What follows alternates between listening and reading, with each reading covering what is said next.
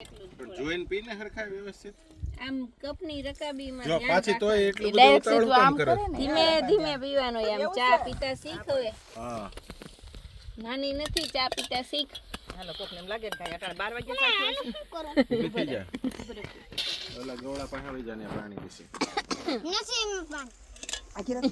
આમાં છે આમાં પણ ઈ ગોળામ નથી બટા આમાં છે જોઈ છે કોટન થી લો છે થોડુંક જ લે